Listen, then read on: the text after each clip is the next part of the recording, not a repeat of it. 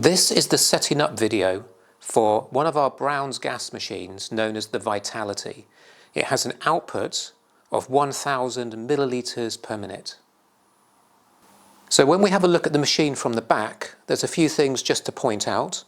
This is where we can drain water out of the machine, which I'll show you later on. This is where we can plug in the power supply. This is the physical on-off switch. And then here we have the indicator of how much water is in the tank.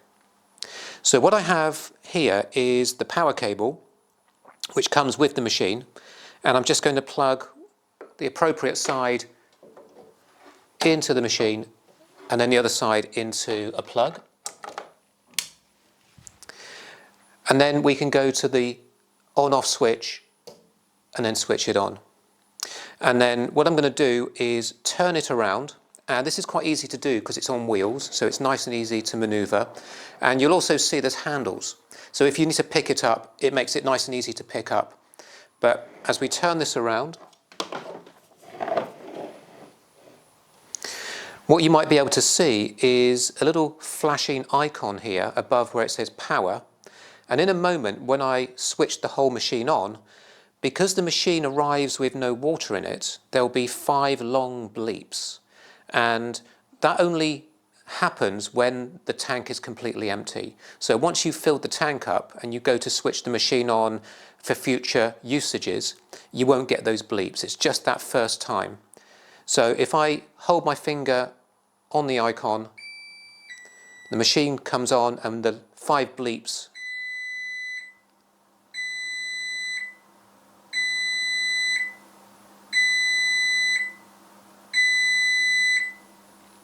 and there we go. So the 5 bleeps is telling us that we need to fill the machine up with water. And there is also, if we zoom in a little bit closer, on the screen, you might be able to see here, there's a little flashing icon and it says low water. So that's another indicator that you need to put water into the machine. And in fact, if you try to press the start button and there's no water in it, nothing's going to happen. So I can actually show you that. If I press start,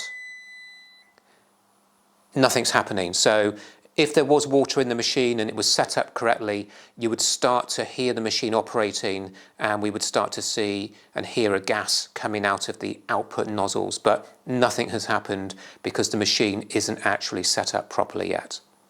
So I've turned the machine around, so we're looking at the back again. And the next thing to do is to fill the tank up with distilled water.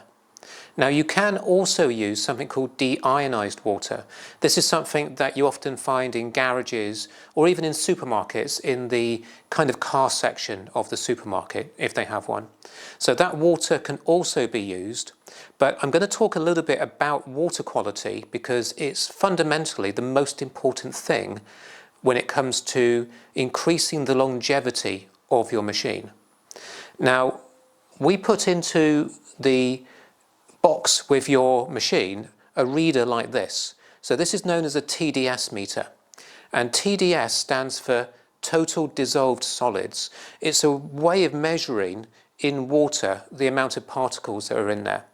And what we're looking to find is a water which is 0 parts per million. So when you buy distilled water or the deionized water, they're not always going to be 0 parts per million. So just to kind of talk about that for a moment. Now, most people are going to buy their distilled water from usually the internet, and some of you might actually be lucky enough to have your own distiller where you can make your own. So if I just start with people that have their own distiller, you still want to use this meter, which I'm going to show you how to use in a moment, to measure the water quality. But if it happens that you distill your own water and then you test it and it isn't 0 or even 1 part per million is still okay, then what you need to do is take your distilled water and put it back into the distiller and put it through a second time. And then it will usually come out at 0 or 1, which is what we're essentially looking for. The other advantage of having your own distiller is that you can then do what I've done here, is you can store it in something that's glass instead of plastic. And this is something which a lot of people are trying to do at the moment. They're trying to get away from plastic toxins, which tend to be in the environment a lot and also then get into our bodies. But if you're buying your distilled water from the internet, it's almost certainly going to arrive in a plastic bottle, and you're definitely going to need to test it with this. Now, we do have on our website a suggested place that you can buy your distilled water from. We don't have any affiliation with them. It's just a source of water that we've used a lot, and when we've tested it, it's always tested very, very clean. So if you wanted to buy a water where you know you're going to get a good quality, then the one on our website, and also in the description below this video, there's a link to that website as well. So that's an option for you. But if you tend to go onto Amazon or any other website and buy something, you don't know until it arrives what you're getting. And we've had a few horror stories from people who have bought what they thought was good quality distilled water. They've tested it with their little pen meter here, and they found that the quality of the water was no different to tap water. And I'm going to show you in a moment, when I show you how to use this, I'm going to show you distilled water versus tap water, although this has been filtered, so it will still have a considerable difference between the two. So you'll be able to kind of know what to look for. Even if you get genuine distilled water, the quality will vary. So a really good, pure distilled water will have a value of 0. And even distilled water, which is a reasonable quality, can have a value of 2, 3, 4, or 5. Anything above 5 is possibly just, it could still be distilled water, but it's not good quality. And we really find that if you buy a distilled water and then you test it and you find that it's anything more than 1, then I would say find another brand. Now, the machine, in a moment, will show you that it has its own built-in TDS meter, but it's not as sensitive as this. And the reason we're making a big deal about the water is because it is the key factor that dictates the quality of the hydrogen as well as the longevity of your machine. Now, if you were to buy distilled water and the reading was something like 2, 3, 4, or even 5 parts per million, the chances are the machine would accept it. And you might even find that your TDS reader on the machine will be flashing in the green, indicating that it's pure enough. But your machine over time will start to lose its performance. So water quality is the key. Now, these machines are designed to have a 5,000 hour lifespan before there's any drop off in the quality of output. And the machines will run for many, many years after that, but there will be after the 5,000 hours, there will be some drop off gradually in its performance. And if you wanted to extend the lifespan and the performance of your machine, it all comes down to the quality of the water. So some people might get a little bit complacent and think, well, the machine seems to run, the TDS meter on the front of the machine is happy with it, therefore I'll just run it. But it will shorten the lifespan of your machine. Or to put it another way, cleaner water will extend the lifespan of the machine. So let's have a test, and I'm going to put some distilled water into a glass.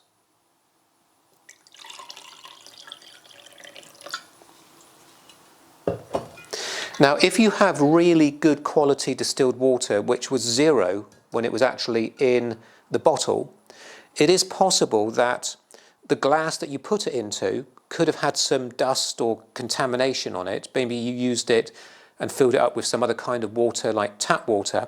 And so this is why any kind of water that's 0 or 1 is usually acceptable, because it might have been that the water as it arrived was 0 and it's just transferring it from jug to a glass into the machine has just added little bits of contamination to it. So with this meter, I'm going to press the on button, take the cap off, and this meter has several functions to it, and I can just press the mode button until I get what says parts per million, or ppm, and then I'm going to dunk it in the water, I'm going to stir it, and then let it settle, and that's settling at 1. So that's indicating it's 0 or 1. That would be absolutely fine to put in. But if that had come up as a 2, I could still use it. It would still operate. But as I said, if you can get 0 or 1, that is the ideal. And if you want to compare that to what kind of more traditional water would look like, so this water here is probably going to give us a reading which is much, much higher. And let's have a look. So we stir it, we let it settle, and that's 70, 71. And just because there's a higher reading, it doesn't mean that it's poor quality water. So anything that's in the water, good or bad, can actually give a higher reading. So in mineral water and spring waters, you're going to have all these lovely minerals, which are good for you, very alkaline minerals like calcium and magnesium. What's distilled water is, it's essentially dead water, so it's removed everything from it. And that's what we want for our machines. Not necessarily good to drink, but certainly good for the lifespan of your machine. So what I'm going to do now is I'm going to add distilled water to the machine, and so I can basically put that into the jug. And we do that by unscrewing the top. So we unscrew it anti-clockwise, and when you take it out, you'll see there's a little orange plug there, and that's because when that's screwed in, it creates a airtight, watertight seal to the water container, to the tank. And then underneath that, you need to take out this carbon filter, and I'm just going to put that in that glass so it's out of the way.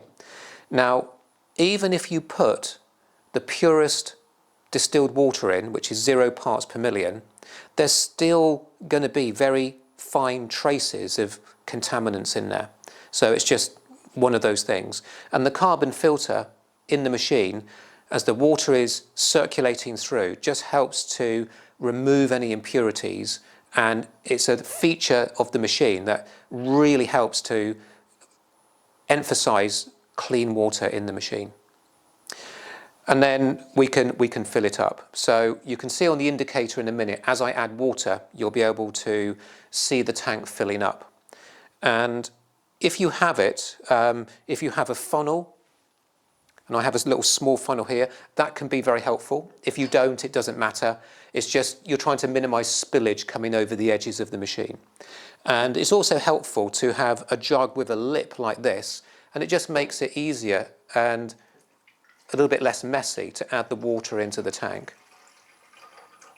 However, it is quicker to actually pour it straight from the bottle, because these tanks are actually quite large. Now, if you overfill this with too much water, the machine won't operate, and then you'll need to drain a bit of water out.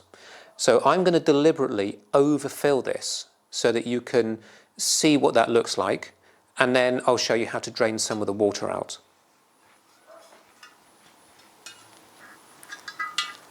So let's add straight from the bottle here. So I'm just going to keep adding.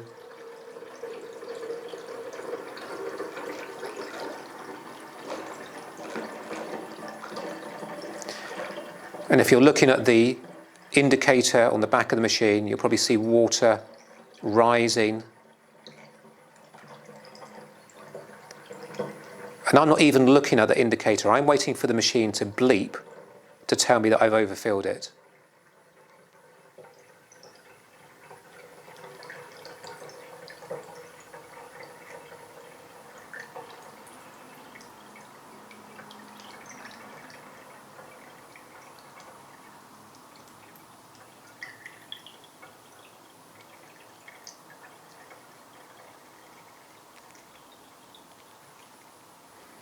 So that's all of my water from there. So I need to go and get some more water to add a little bit more in. So I've just got some more distilled water, and so I now continue adding.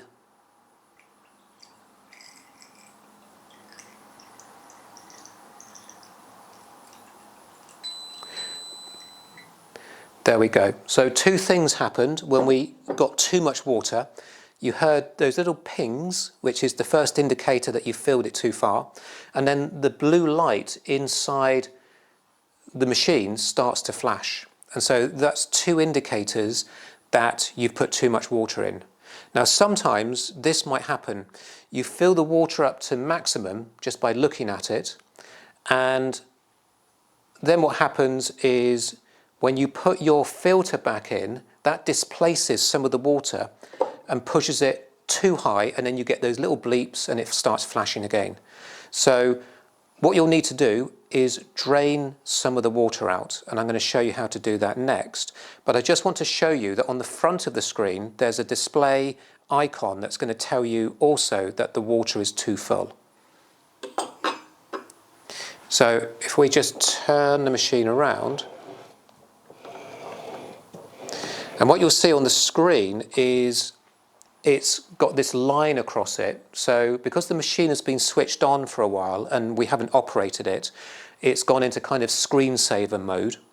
And in order to kind of get the screen back to its normal display, you can just press any of the buttons.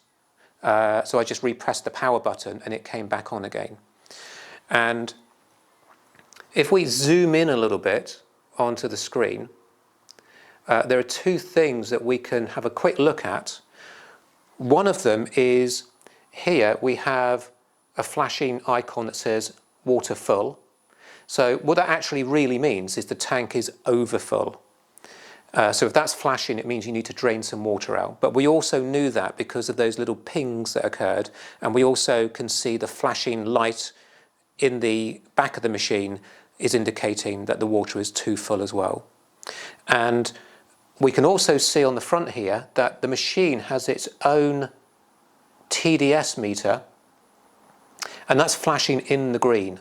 So I checked it initially with this meter and it was coming up as 1, and we put it into the machine and it's coming up in the green, and that means that as far as the machine's concerned, that's good enough quality. And it would only be if it started flashing in the orange or the red that the quality isn't good enough, and you would need to empty the tank and put some new water in. The manufacturers of the machine have put this into the accessories, and it says drain tube.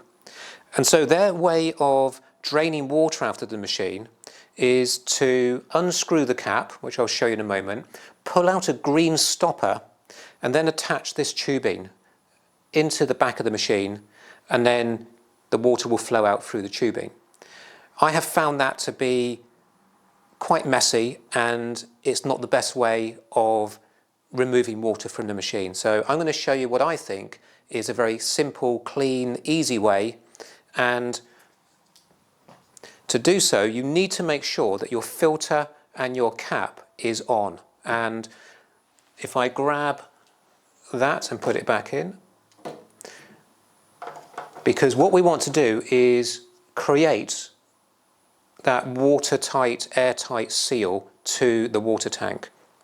We then want, if you're just removing a little bit of water, as we want to do, you could just have a glass, or if you were emptying the whole tank, you might want to have a big container or jug.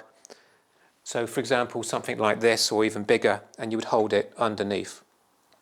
So what I'm going to do is hold this just underneath as I unscrew the cap. Now usually when you unscrew the cap and take it off, there's no water that will come out. But when I pull that green plug out, there'll be a little bit of water, and then because the tank is sealed, it will just stop. So if I show you that, I just pull that out, a bit of water comes out, and then it stops. And then using the kind of the lid here, I can just turn the lid the other way.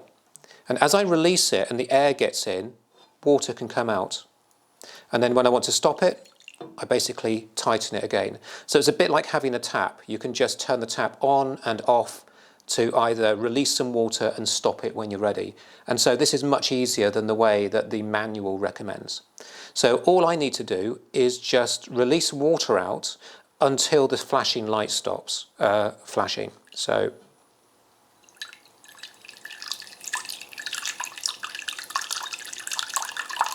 there we go. So the flashing light has stopped. I can stop the flow of water. I can then get my green plug and just put that back in. And then I put the cap back on. And that is how you can either empty a little bit of water out or empty the whole tank if you needed to. So the next part in the setting up is to get from your accessories the following items. So you've got these humidifier bottles, 2 of those. There are 2 bits of thick clear tubing.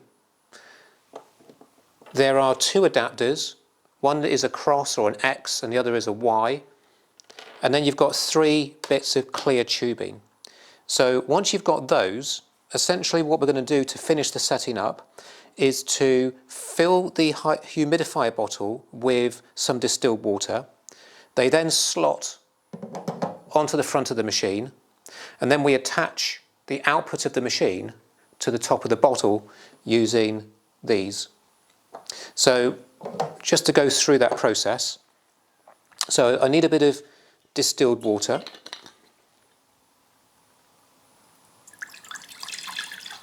And this is where it's easier to fill these up with either putting it into a glass or a jug first. So we just unscrew these. And if you look carefully, and you won't be able to see this on the camera, but there is a minimum and a maximum indicator with a few kind of marks there, and you want to find the middle between maximum and minimum. That's the line that you want to fill them up to. So let's just fill this first one up.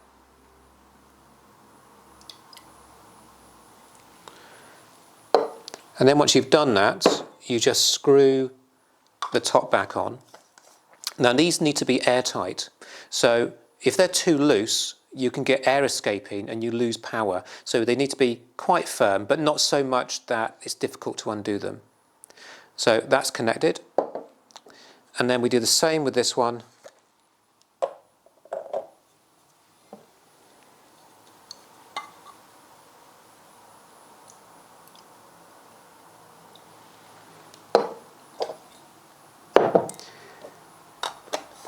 And then we screw the lid back on nice and firmly. And then I'm going to take these bits of tubing and just slot them into the top.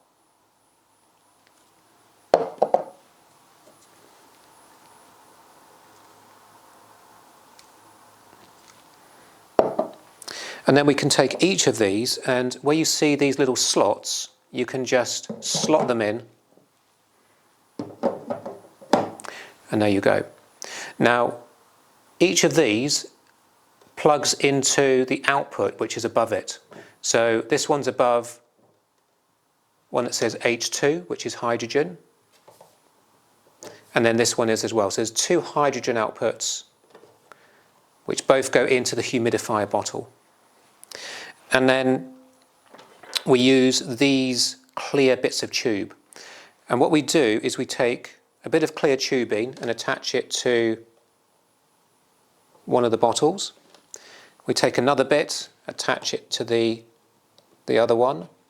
And then the third one, we attach to the oxygen output. And there we go. So we've got 3 bits there which are all connected to the different outputs. And what we will do is use this X or a cross adapter to link them all together. So just slot them into different parts of that.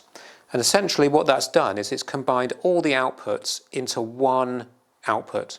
So this output is going to be hydrogen and oxygen combined, and this is where we would attach either the water stone or the cannula, which is what we're going to have a look at next. Now, if you were wondering what the Y adapter was for, this would be for anyone that maybe wanted to use just hydrogen. They could set it up in a slightly different way. So we take the cross adapter away, and maybe you just take the 2 hydrogen, put them into the Y adapter, and now you've just got hydrogen.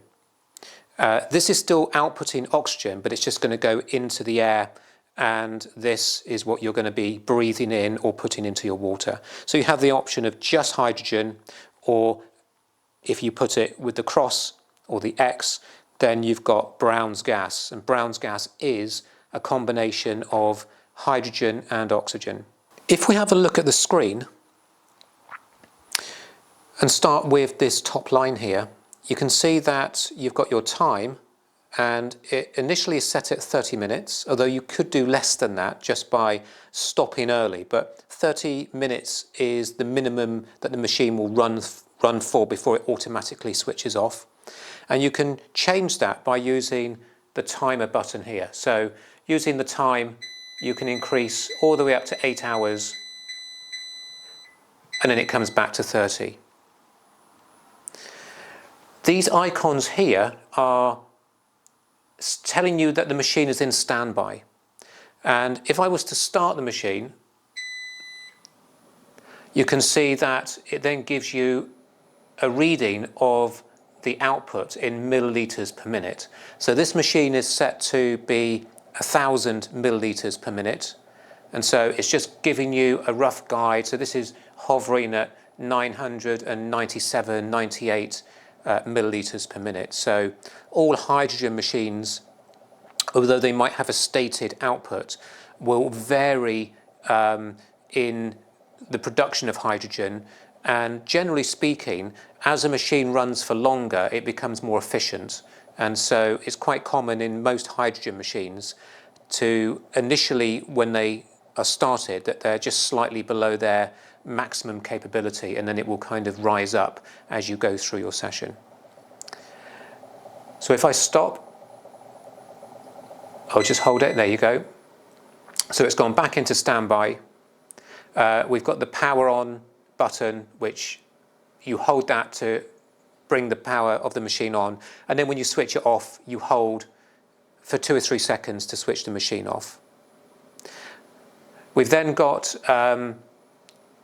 here it says mode, and it has a night mode. So some people like to use hydrogen during the night, and if you press mode, it will put it onto night mode, where it will make the screen initially a little bit darker, and then the screen will go completely dark, so that if you're sleeping and breathing in hydrogen, the screen and the lights won't keep you awake. And that little light that's on there, and if the machine was actually making hydrogen, you'd hear the machine operating, but that's an indication that the machine is actually still on. And if I press mode, it comes back up, but with the dim, less intense display, and then pressing again brings you out of night mode. So we've gone through the start button, the timer, the night mode, the power indicator. We've had a look already at the indicator if the water is too low, the TDS meter, and if the water is too full. So at the bottom here, we just have 4 more indicators, and this one here is for the filter, and that carbon filter, which helps to keep the water clean, generally will need to be replaced every 6 to 12 months, and this will indicate when the filter needs to be changed. If you were to get to 12 months and you haven't had an indication to replace the filter, then it's a good idea to change it anyway. So it might be if you've had long spells where you haven't used the machine, or you're using it at a very low duration, then it might be that the machine hasn't yet told you to, but after a span of 12 months, it's good practice just to replace that carbon filter. This says unbalance, and essentially if the machine isn't flat enough, it will actually bleep, and if the machine was running, it would actually switch off. And I can kind of show you that. If I tilt the machine,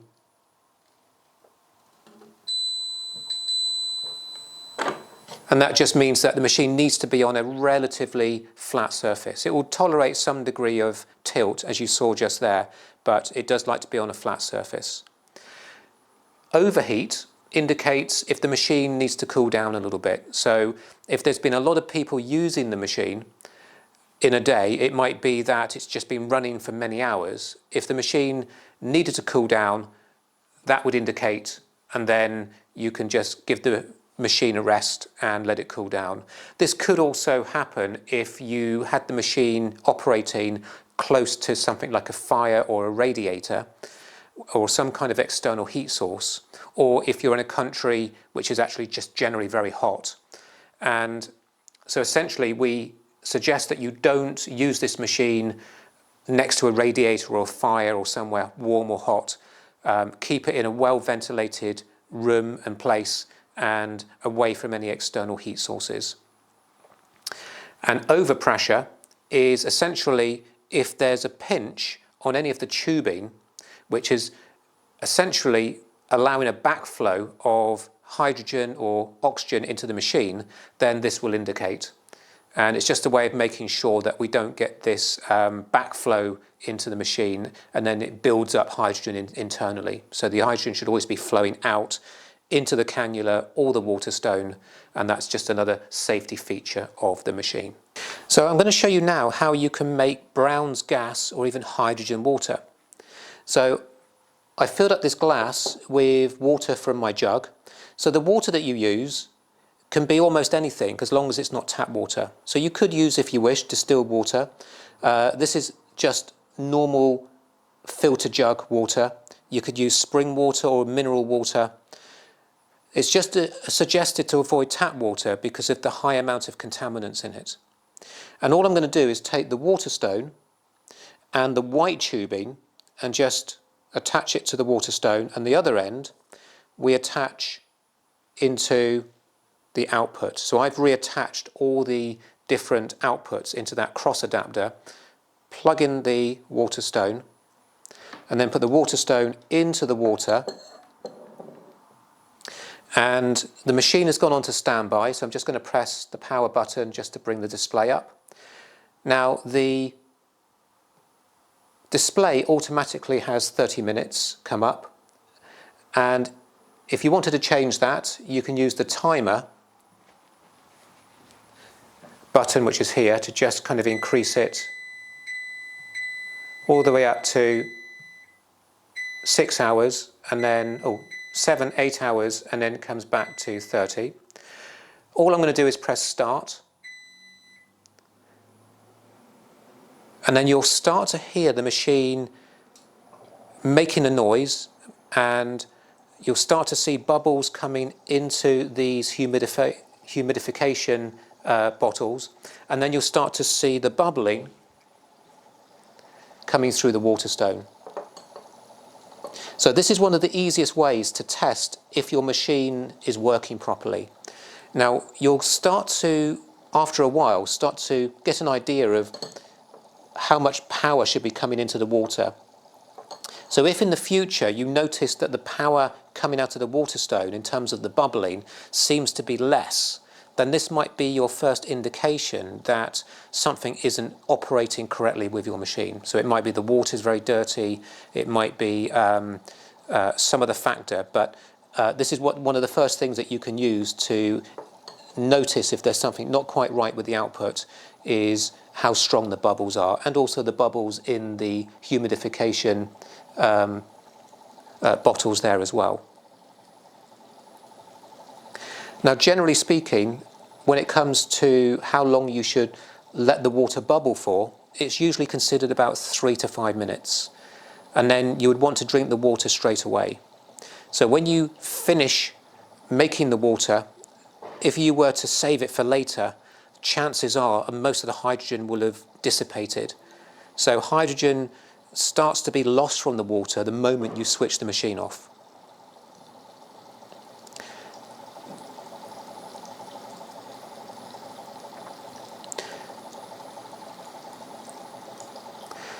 So I'm going to switch the machine off now.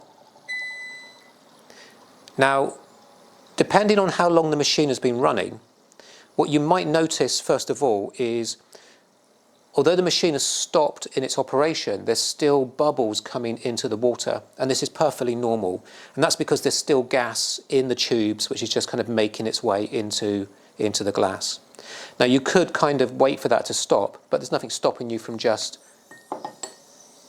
having the glass of water and just letting that continue to release the gas. Now, if you've been using the machine, particularly for inhalation, where you've been using it for maybe 20, 30, 40, 50 minutes or longer, then when you switch the machine off, you might hear that the machine sounds like it's still working. There's still a fan running inside the machine. And that's because the machine needs time to cool down. And when you switch the machine off, what you don't want to do is then power the machine down and then switch it off at the back if it's still cooling down, because it needs that fan to be running for a while. So generally speaking, it's good to let the machine sit for 5 minutes before you switch it all off. And when you do switch it off at the power on the front and on the back with the main power switch.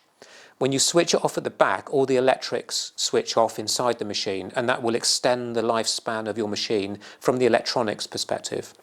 Whereas the water, being pure, helps to preserve the part of your machine that makes the hydrogen, which is known as the hydrolysis cell.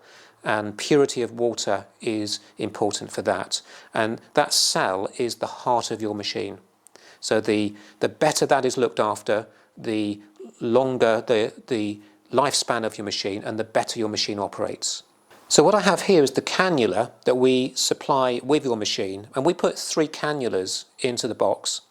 So you've got plenty in there, and if you go to our website, we have a document with all the key things that you need to know for cleaning, maintenance, and when to replace your cannulas. Now, what you'll find is if you go to one end of the cannula, there's the part that will attach onto the output of the machine. So I'm going to do that just there. And then if you follow the tubing, you'll get to this green cylinder. And the green cylinder is what's called a water catcher. So this doesn't require you to fill it up with anything. What happens with any machine which produces oxygen or hydrogen is there's a tendency to build up condensation in the cannula. And that's a normal thing. So you might see condensation coming into any of these tubings. And this is designed to minimize how much condensation and water droplets gets to the nasal part. So you don't want to be breathing in droplets of water, which can feel very uncomfortable. Now, the more powerful the machine, the bigger the condensation build-up is likely to be. So this is still considered a very powerful machine. And you might notice that this cylinder starts to build up condensation and even starts to accumulate water. And if you need to empty it, you can just twist it, pull it apart, empty the water, and then just line the arrows up and twist it again, and it's back. And that's all you need to do. And then when you look at the cannula here, you'll see there's the nasal part. These 2 bits go into the nostrils. And then you'll see a bit which is a flap. And that flap should be pointing downwards towards your lips. And once this is in the nostrils and that bit's pointing down, you wrap it around the ears. So you don't put it over the back of your head, and that's how it stays in place. And so essentially, these machines are primarily designed for inhalation, and that's where you'll probably get your biggest health benefits. So if you want to just check that your cannula is working, and also this is a way of checking that the machine is working, you can have a glass of water, switch the machine on, wait for the bubbling to appear in the humidifier bottles, and then just take your cannula, the nasal part, and just dunk it in the water. And if there's bubbles coming through, then you know your cannula is working. And if you look closely, some people can see that usually it looks like the bubbles are coming out of one of the nasal pieces and not the other, and that seems to be normal. So there's probably some kind of physics process that explains that. But as long as there's bubbles, like so, then you know your cannula is working, you know your machine is working. There's a couple of things that the manufacturers state would be good times to empty the tank and then put new water back in. So if for any reason you put some water into the tank, and we've had people who have done this by mistake, where they've put either just tap water or normal water in, and the indicator on the machine has come up in the orange or the red, then obviously you would empty the tank and put fresh water in. But a good thing to then do is once you've put the clean water in, you then empty the tank again, because that second water, which is clean, actually helps to flush any extra impurities out. The other thing is, obviously, if you're traveling with the machine, always empty it. And the packaging that comes with this machine is worth keeping, because if you move house or you want to take it to another work venue, if you're a therapist or some other place, the box that comes with it is the best way to package it up. But do make sure that you empty it of water and don't try to do the travelling with the water in the tank. And the other thing is, if for any reason on the indicators the overheat was to come up, it suggested that it's a good idea to completely empty the tank and put new water in. So these are a couple of times where the manufacturer has said these are times to empty the tank out. So obviously, if you're travelling, if you have a problem with putting the wrong water in, so you empty the water and then fill it again and empty it, and then put the water in after that is the one that you use. And one final time when it's a good idea to empty the tank and replace the water is if the machine for any reason isn't producing any output. And this is something we haven't encountered. We test every machine before we send them out, and if it was to happen that for some reason your machine stopped working, the first thing that you could try before contacting us would be to empty the tank, replace the water, and then see if that helps. So when it comes to the nasal cannulas, if you need new cannulas, you can order them on our website. But we do have a document which is on our website which tells you everything you need to know about maintaining, cleaning, and when to replace your cannula.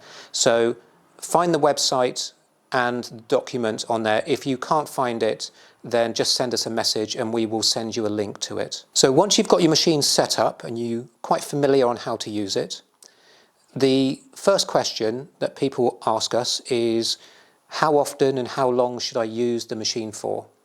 And we can't give specific personalized programs, as we have to be careful that we're not seen to be using the machine in a way that specifically is treating illnesses and diseases. And so we have created a general protocol.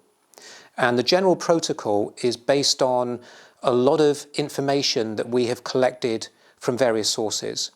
And you can get that protocol on our website, and we often will send a link to it when you purchase the machine. But if for any reason you haven't received that or you can't find it on the website, again, feel free to contact us and we will send you a link to it.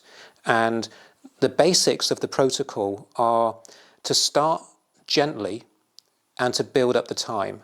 Now, a lot of people who buy the Immortal machine, such as this one, are often surprised at how powerful it is. And to put it into some perspective, you need to understand that when we suggest starting with just 10 minutes, it may seem that 10 minutes isn't a lot, but because of the incredibly high output of hydrogen and oxygen in the forms of Brown's gas, in that 10 minutes, you're going to get the equivalent of a 30-minute session on our least powerful machine, which is the Vitality, which only has an output of 1,000. So this is 3 times stronger. If you were someone who has previously had an inhalation machine but was from another company and only had an output of say 150, then you could be on that particular device for several hours and still not get the output of 10 minutes on this machine. So it's really important to respect your body and to start off gently. And the protocol will suggest that if you're using the Immortal, you start with 10 minutes. And if you're using the superpower machine, which is half the power output of the Immortal, then you double the time. You can start at 20 minutes. And what you do is you have a day of recovery between each session. And what we've found, okay, is that when you have that day of recovery, it actually improves the effectiveness of the hydrogen therapy. And the reason for that seems to be that daily use, although it might seem more advantageous, seems to create a bigger detox burden on your liver and your kidneys. And by having that recovery between each session that you do on the machine, you'll find that you don't accumulate stress on your liver and your kidneys.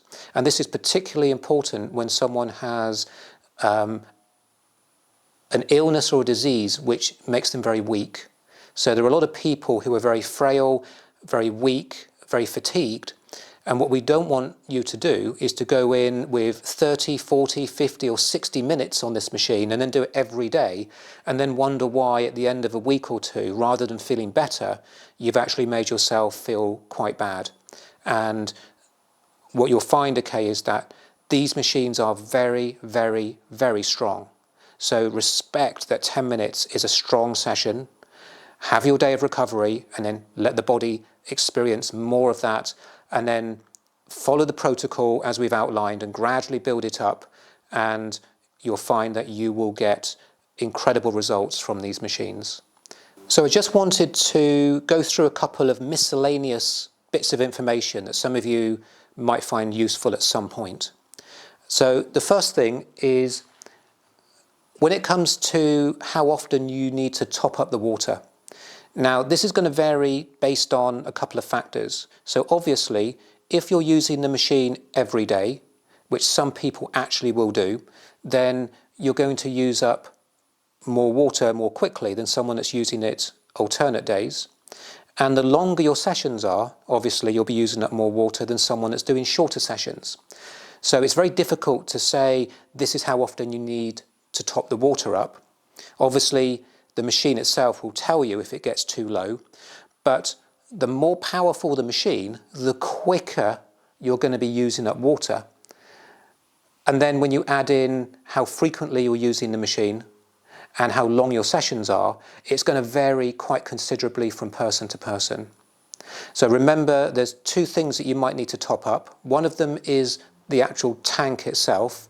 And then you've got also these two little humidifier bottles. And these are the things that sometimes, depending how long your sessions are, you might need to sometimes top up after each session, which is just a very small amount of water. And it's quite common for the oxygen one to go down quicker than the hydrogen. Now, I don't know exactly why that is, but it's just something that I've noticed.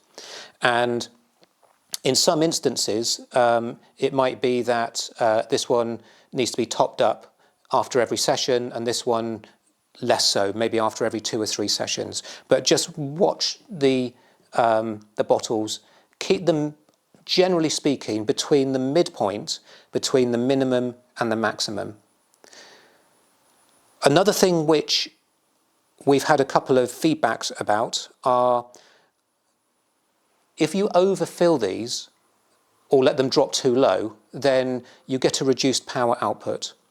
And there's been a couple of times where people have contacted us and they've said that when they attach their water stone and then place it into the water, there's no power. There's no bubbles coming through the water stone. And in every single occasion where that's happened, it's been one of two things. It's either been that the water in the humidifier bottle is too high or too low. So the first thing that we'll get them to do is just re-establish that midline with the water. And if that doesn't work, the second thing is that they probably haven't done the screws up tight enough on the caps. So just give it a little bit of a tighten, and it's usually because there's air getting out and the seal isn't tight enough. And if you do both of those, then usually the power starts to come back through the water stone again. And if the water stone wasn't producing enough power, then you weren't getting your full impact through the cannula either, even though there was probably gas being produced. If there's a long period of time where you're not using the machine, it's a good idea to leave it with water in the tank. And the reason for that is you want to keep the part of the machine that makes the hydrogen, which is known as the hydrolysis cell, you want to keep it soaked so it doesn't dry out.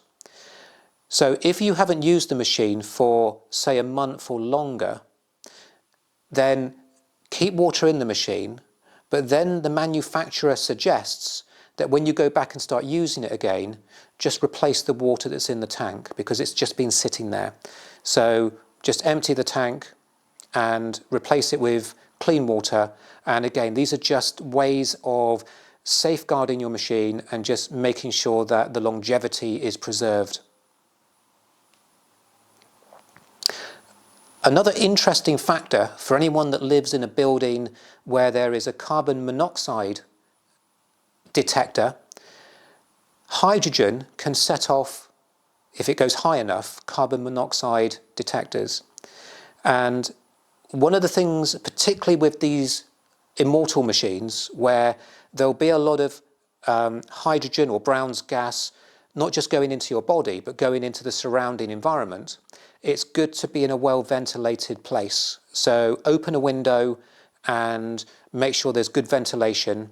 And if you're in a place where there's a carbon monoxide sensor alarm, then you need to bear in mind that this could trigger it. And you might want to make sure you're in a different room with the window open and shut all the doors so it doesn't get to trigger that sensor.